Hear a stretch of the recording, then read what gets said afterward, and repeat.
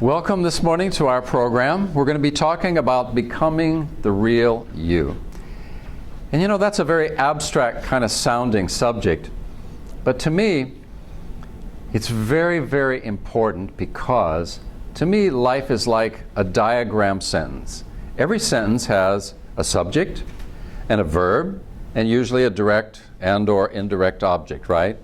I meditate to feel peace.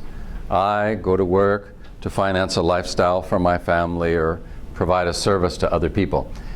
But my question, my whole life has always been, who is this I? I'm much more interested in the subject than the verb. You can see my self-doubts when I was a kid. I don't know how old they're, about 4 years old, and it was like, I wasn't quite sure about much, as you can see.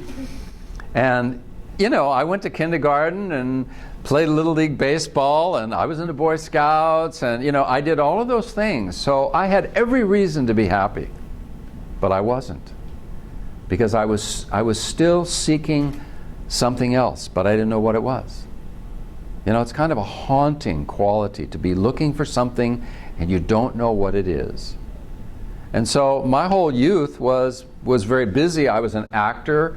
I was in Hollywood. I was on hundreds of television programs, hundreds of commercials, hung out with adults and celebrities and dynamic and creative people, and it was fun. There were a lot of westerns, riding horses, and you know, it was a healthy kid life. You know, I was never in the Hollywood scene.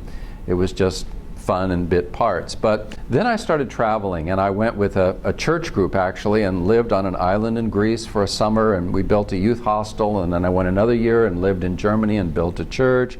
So I had all these healthy inputs, but I was still looking. And when I was graduating from USC, a student gave me this book, Autobiography of a Yogi. And I thought, this is what I need. Meditation, yoga, an interior life.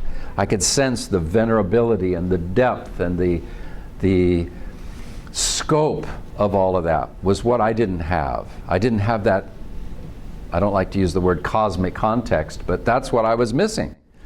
So I became a monk for 35 years, was a postulant and a novice and a brahmachari, and you know, ended up giving lectures, traveled around the world. These are 3 classes in Italy. So I met tens of thousands of people, did a lot of consulting, did a lot of counseling of different kinds. So in that, I learned from their experiences, not only my own, because it's very intimate to talk to people about meaningful subjects. You find out a lot. You broaden your picture of yourself and your worldview. So it was an extraordinary thing. So this is what it boils down to from my experience, that most people are looking for meaningful relationships, a successful and fulfilling career, and a really deep, fulfilling sense of self. That's the I, you know, the self-realization, you know. Who am I? Was it Socrates said the unexamined life is not worth living, you know? If I don't know who I am, the verb isn't going to matter all that much, and the direct objects, I can have all the stuff and raise a family and have a company in my name and all that, and it still won't fill that hole that that lack of I creates. So these are the questions that most people ask. What is my deepest belief? And I help people build, it's interesting, a pyramid of beliefs. I ask them all these introspective questions, and out of that, I ask them what is deepest, what's underneath that. And so we build this platform of their 10 deepest beliefs. And when we put that together, they are so strong. This is so powerful to know. And the second is, what is the greatest lesson that you've learned in life? Of all the lessons, what's the most important? What are the top 3? How do we build on that? How is that working in your life? And third, what is your biggest and maybe only challenge? If there's one dynamic delusion in our little egos or in our heads, what would it be? Because have you heard this statement, the way you do everything, you know, the way you do anything is the way you do everything?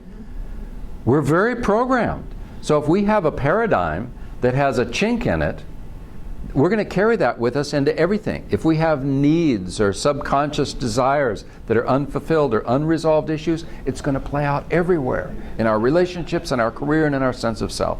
I really encourage you to be yourself in the deepest way possible.